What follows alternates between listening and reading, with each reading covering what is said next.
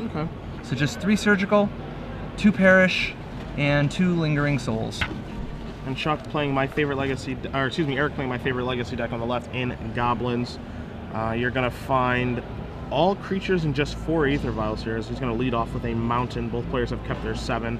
Goblin Lackey, Warren Instigator, pile drivers, all that good stuff. We'll see a small little matron chain with Siege Gang Commander, Krenko, Mob Boss, and Tuk Tuk Scrapper as a couple singletons.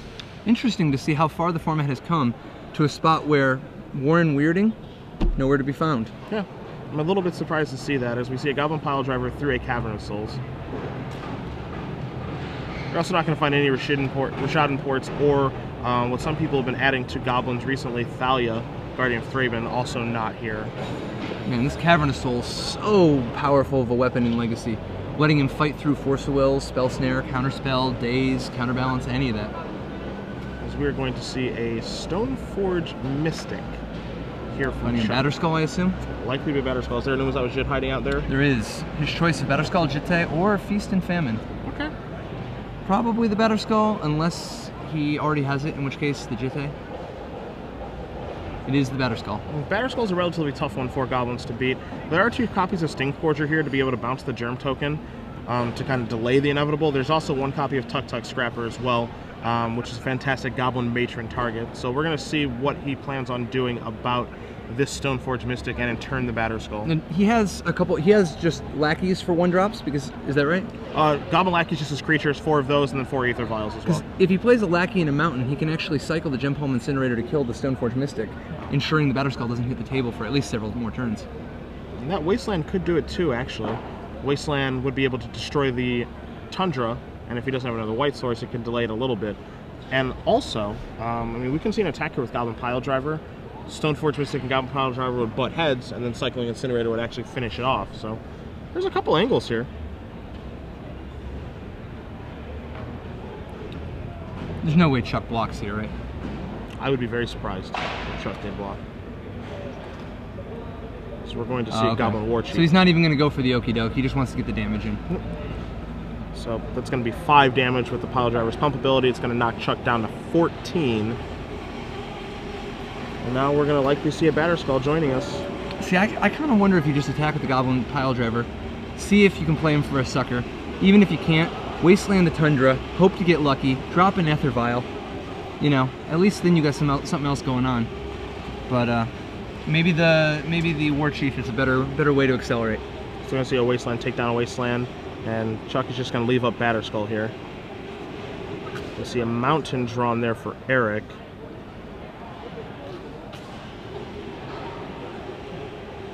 This turn we can go Ring Leading, we can go Goblin Matroning, finding Tuk Tuk Scrapper. There's a couple options here. So we're going to see an Aether Vial. Yeah, see, I would have loved to have this Aether Vial out last turn. You didn't need the extra damage. And we'll see a Goblin Matron as well. You think he's going to get Tuk Tuk? I think he has to get Tuk Tuk. He could get the Ringleader. Well, he's already got a Ringleader in his hand. Batterskull is the most important card right now. It's the biggest problem. And it is the Tuk Tuk Scrapper. And what he can basically do is he can strand the Batterskull in his hand by, you know, casting Tuk Tuk, attempting to blow it up. Batterskull gets picked up, provided Chuck does have a 3rd land, and then he can incinerate the Stoneforge Mystic. So there is a pathway here to get the Batterskull stranded or destroyed.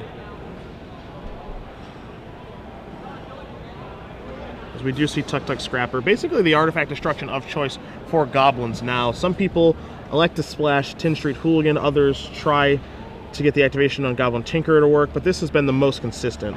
Now this is an exceptionally difficult matchup for Esper Stoneblade, right? He has no access to Wrath of God, Day of Judgment, Moat, Humility, any of that. Okay, so he doesn't have any of the stuff that Miracles has to fight it. Exactly. Miracles can actually beat goblins pretty handily. 4 Terminus, access to Moat or Humility, Entreat the Angels can even take over a game. Yeah. Unfortunately, this deck is more of a Geist of St. Traft, Stoneforge Mystic, Lingering Souls deck, which, I mean, Batterskull is by far his best weapon here, but it is not that hard for goblins to go bigger. No. Or to Tuk Tuk and make the Batterskull go home. One thing that makes goblins interesting, especially for an aggro deck, is just its ability to just grind down a control deck. It has just as much card advantage as a control deck does with Goblin Ringleader and with Goblin Matron. as we're going to see a Delver's Secrets join us. And it's Gemstone Caverns making all the counterspells blank effectively draws several extra cards, you know? Indeed. Same with Vial. Yeah, it's often been said that Goblins is the best fair deck. You know, like if you play against somebody who's not doing something unfair, where Miracles and Combo are usually the unfair things. But from the looks of it, this was a pretty good tournament to be doing this in. Stifle and the Tuk Tuk trigger. That's nice. Does he have any way to recurse that? He doesn't, like, he's not playing, he has Sting Scourger, so Sting Scourger can only target your opponent's creatures, cannot target your own. Right. And you're not going to find a Wart Bogart Auntie in his deck, so if it were to die, he could recur it. That's not here as well. So he's going to have to do it the hard way. It's going to be very, very difficult for him to get that. You don't see a lot of Stifles out of these Stoneforge Mystic decks. No, you really don't. And, you know, something, really to me, I think, in the situation, you know, as we're going to see Umezawa's Jit here, so things are looking very bad for Erik. Chuck kind of set him up there, really. You know, he could have left the mana open to return Batterskull, and he elected just to play Delver's Secrets, so you got to kind of think that something's up. And he kind of just let him into that play. It was really well done by Chuck. As we're going to see Jit equipped onto the Germ token. So that Germ token is fighting heavily. Yeah, I mean, this is not a great... I don't think this is a good matchup for the Esper Stoneblade deck, but it looks like he has taken over this game. Yeah. To be fair, Stifle is a very powerful weapon against Goblin decks. Hosing Wasteland, Ringleader triggers, Matron triggers, and as we saw, Tuk Tuk Scrapper. I mean, it can even stop a Gem Palm Incinerator, which could be a game-winning play sometimes. So, I mean, maybe he's not out of it yet. There are definitely some things that that Erik can search for. Sting Scourger is a temporary solution to a large problem. And then, you know, some sort of incinerating can take place. You know, it's going to be difficult to get out of this situation, but it's certainly not impossible. Once the Jitte starts getting counters, it's so hard for it to not keep getting more counters, you know? Like, what are you drawing that's better than 2 Jitte counters? Yeah. That said, if he gets his Vial up, between that and some of these Ringleader, some of these War Chiefs type cards, it is possible for him to just explode so fast that he actually gets ahead of the Jitte. It's not likely. So we see a Goblin Chieftain. And that can kind of screw up the math a little bit. If it is put into play at the right time. So this is one of those spots where Erik's really got to be looking to see, can he Gem Palm Incinerator his own guy? So that he, you know, block and then before damage incinerate my own guy so that you don't get Jitte counters and you don't gain the life? Yeah, that can't happen. Not the best use of Gem Palm Incinerator, but if that's what it takes. We're going to see a Goblin Matron here.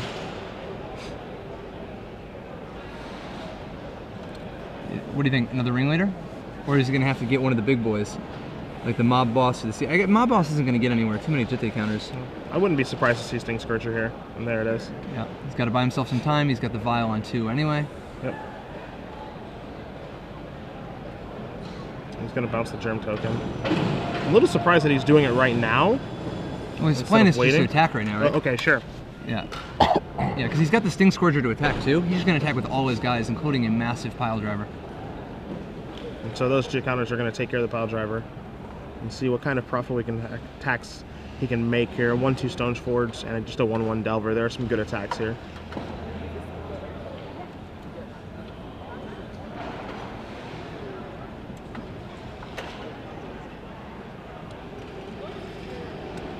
Not a bad little attack.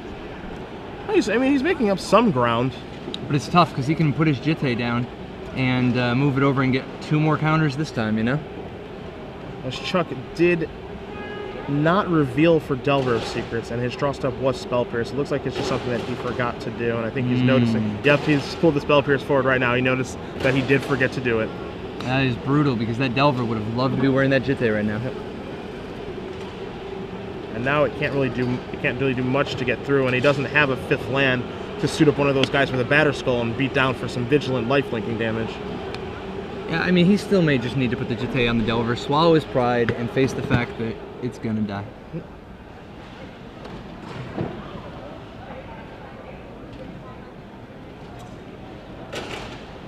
One thing though, you don't want to throw good money after bad. I mean, you made a mistake getting here, but yeah, good on him. Some people would just refuse to make this play now. not wanting to, you know, to basically, I guess, admit that they had made a mistake, you know? Sure. But you know, you just have to move past it. Yep. That's all. So we're going to see 2 jig counters, and he's going to see if he's going to be able to overcome these. We're going to move Vial up to 3, which is one of the magic numbers for Aether Vial in a Goblin's deck, 3 or 4. And the Sting Scourger. Sting Scourger's Echo. And he's considering, yeah, he wants to cycle that while Sting Scourger's in play. It's going to be a 4 instead of 3 if Sting Scourger was not in play. Now, he does have to be wary of a Stifle.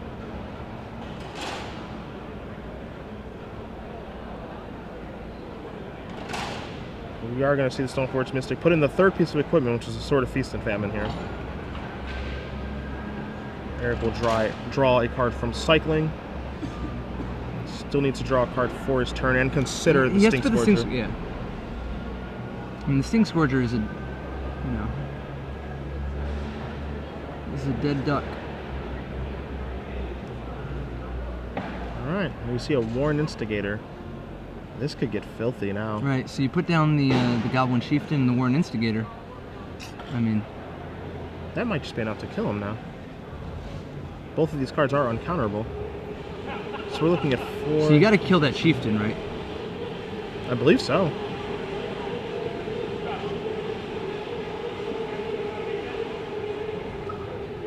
One to the Instigator. Okay, so he's just going to kill the Instigator. That seems like a tough way to do it. That's 1, 2, 3, 4, 5, 6, 7, 8, 9, 10. 10 damage. I think he's taking too much. I think because if you would have killed the Chieftain, he'd take 1, 2, 3, 4, 5, 6, 7. Only 7. You know, but he's only got 1 card in hand. Let him hit you with the Instigator. Plus, it'll take less Jitte counters next time because the Chieftain will be gone. You know.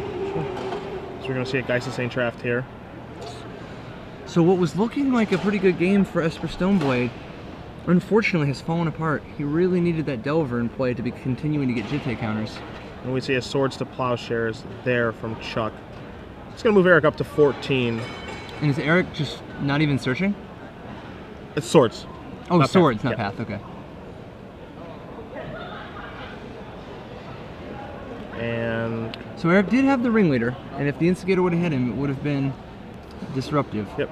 But and Erik he shows he's got him beat. Yep. He shows him the Goblin Ringleader, and Chuck is going to concede. A little hasty concession in my opinion, just a small thing. He'd be able to get some information off of the Ringleader. Well, they have each other's deck lists already, right? Oh no, this isn't the top 8. This is the semifinals here, right? Not the semifinals, the ultimate round. Yeah, the bubble round here. So he could have gotten some information from him and conceded just a little bit early. So Chuck is going to be on the play here for game 2 with Esper Stoneblade. Now, he doesn't have Terminus and Entreat, as you said. Does he have anything useful in his sideboard? No. No. I guess he's got 2 Path to Exiles. Okay. Which is something. Dubious. I don't think you can count on Jotun Grunt. No, this isn't really the spot. More of a Rug Delver card. Also relatively good against Maverick. But yeah, no, the rest of his stuff, like Surgical, Perish, Submerge, I mean, this is he's got 2 Path to Exiles, that's it. Taking a look at the Goblins deck list, you're going to find 3 Red Elemental Blast here along with 2 Pyroblasts, so those are going to be quite fine. 4 Thorn of Amethyst, much more for the combo matchup, not really great here.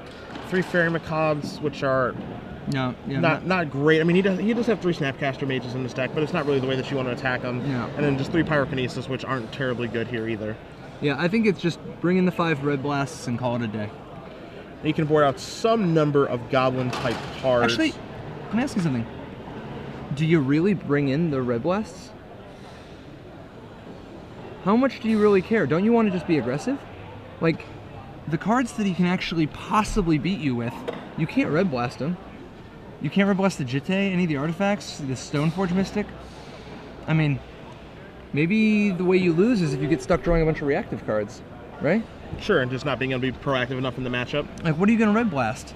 A Delver of Secrets? A Stifle? I mean, hitting Stifle's not bad.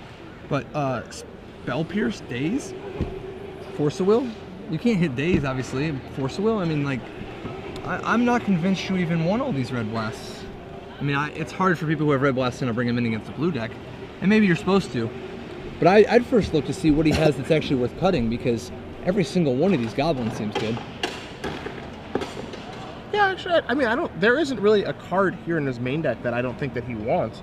Even something as marginal as Krenko Mob Boss can take over a game with left unchecked for 2 turns, so I could very easily see him just not sideboarding here, even though he is moving some cards in and out of his deck. Maybe he'll come to the same realization that we just did, that he doesn't really need these cards, because the cards that matter aren't actually blue. And his deck is already so well set up for this, you know? Yeah.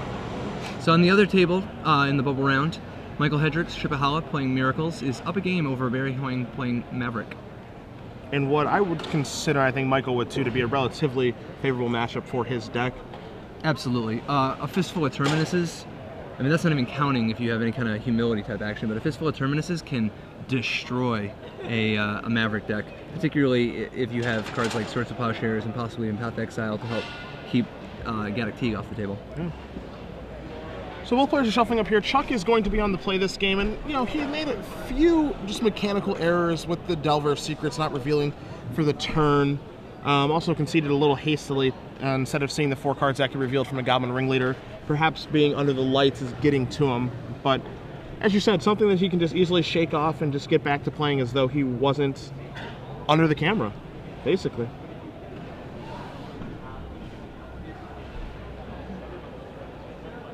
There we go. He's wiping his eyes off, getting ready to game. Intense battle.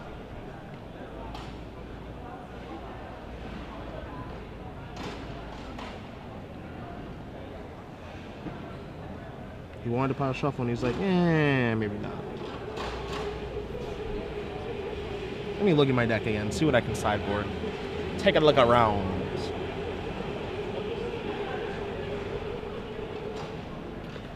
He's gonna move another card in, another card out. So I still do think, as you said, this is a matchup that does favor Goblins relatively well, especially with this build. Yeah. 4 Caverns.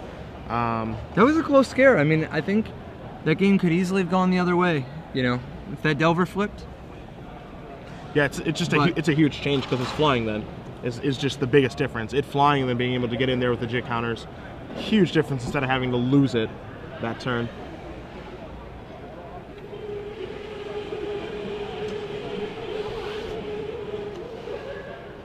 Man, this Delver deck. This really is a very, very nearly just a port of the standard deck. What I do think is interesting about this particular blue-white Stoneblade deck, 0 Stoneforge Mystic. Don't think I can co-sign that. Not Stoneforge Mystic, I'm sorry, Jace the Mind Sculptor. 0 Jace the Mind Sculptor. That's like the best card.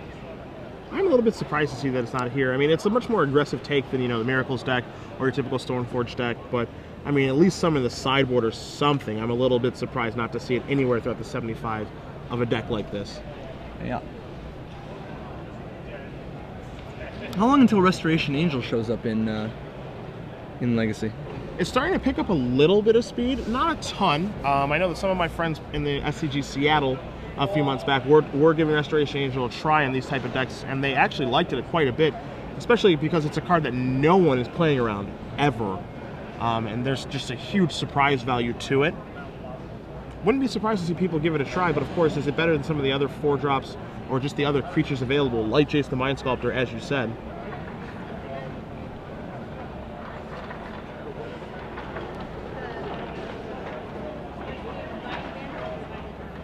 As we see the 7 cards laid out for Erik. Yep. Chuck, no thanks. Going on down. So what is he looking for? I mean, is Stoneforge Mystic just, like, is there anything else besides Stoneforge Mystic he really wants? I really feel like Stoneforge Mystic is, like, the most important card. Would settle for a Brainstorm, I guess, to try to find a Stoneforge Mystic? What's crazy is he only has 3 in the deck, so this could be a tough little mission trying to find some. His numbers just feel just a little erratic, just a little all over the place. With the 3 equipment in his main deck, I feel like four Stoneforge Mystic is just really where he wants to be, especially in a matchup like this where he just needs to draw one.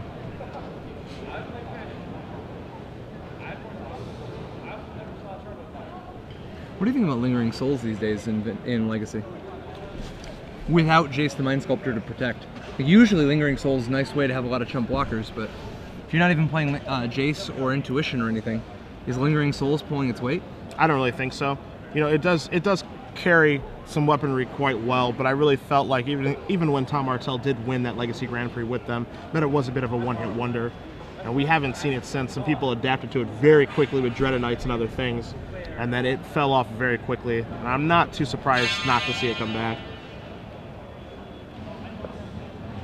So we see a Flooded Strand from Chuck, passing it over here. We'll see what kind of one-drop action Erik has, if any. And there's an Aether Vial. Important card to fight over, as we're going to see him sacrifice that Flooded Strand. I mean, Erik's hand would have to be awfully good for him to want to keep it without a one-drop. Yeah. The one-drops in this deck just totally make it, you know? I mean, if he had a Cavern, maybe, but like just the 4 Vials and 4 Lackeys. I do think that Goblins is so good against counterspells. It is totally reasonable to look to board out some of your counterspell action, you know? As we do see a Daze here from Chuck, being able to take care of that. The cost is steep, because he is behind on lands now. Yeah. And we're going to see a Brainstorm in the end step as well.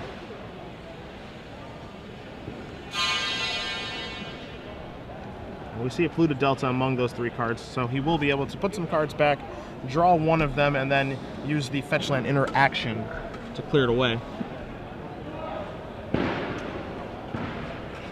So, Chuck, with a Stifle in hand, he's got a surprising amount of cheap interaction.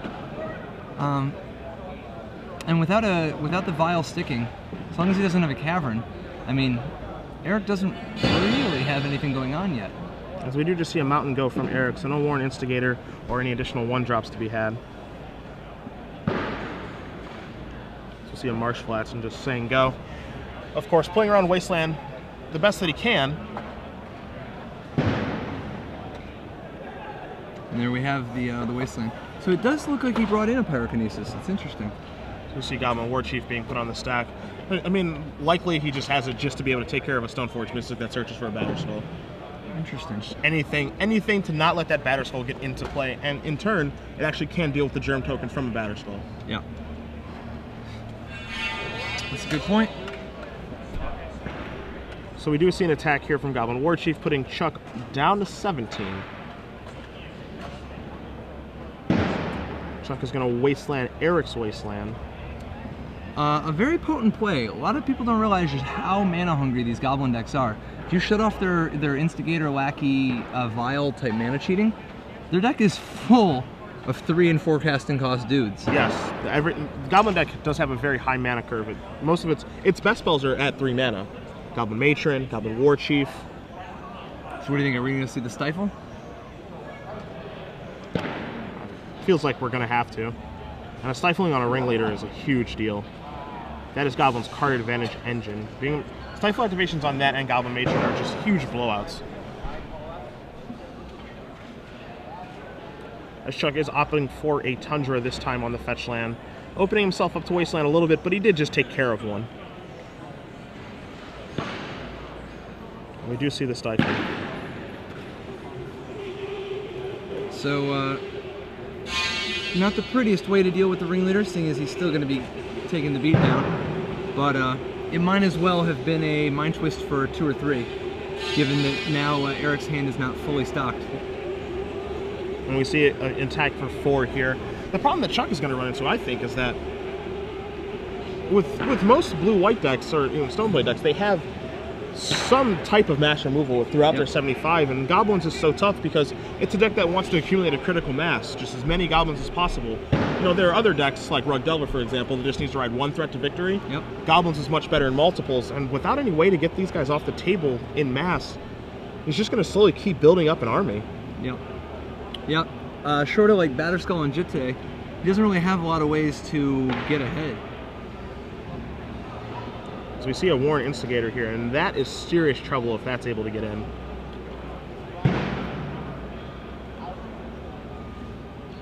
We see Chuck moving some cards around here. We're going to see a Path Exile on the War Chief.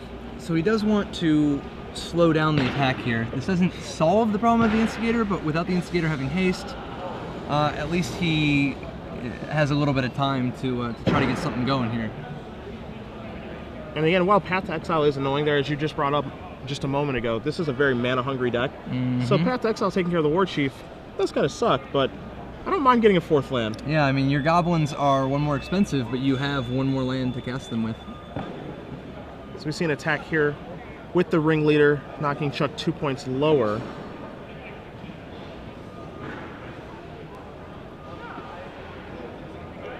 See if Chuck is able to get anything going here. His deck is heavily reliant on its creatures to kind of be able to play its defense for him, but Pyrokinesis is going to do a pretty fine job of stopping that.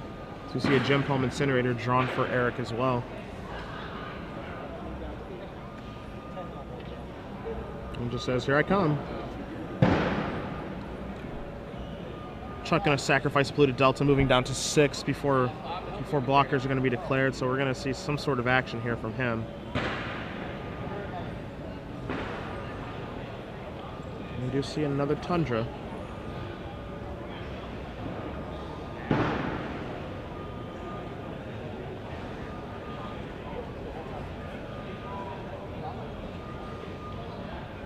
We're going to see what looks to be a Snapcaster Mage. Okay.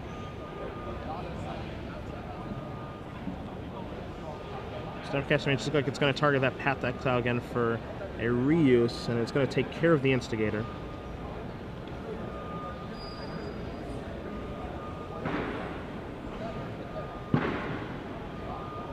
And I don't think there's going to be a block there. He tried to get that Snapcaster in front of that Ringleader, but we do know that Erik has a Gem Palm Incinerator at the ready to take that down.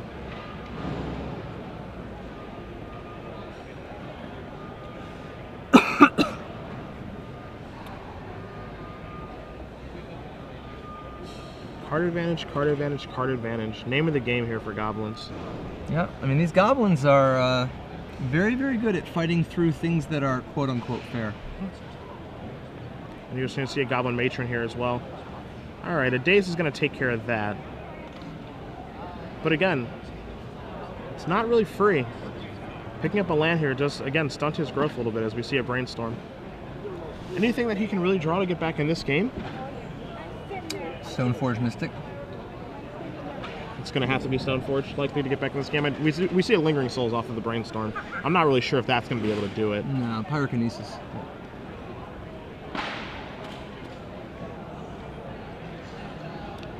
I mean, a Jitte would be pretty helpful. Just draw a card. We see a Matron, a Sting Scourger, and a Pyrokinesis in Erik's hand.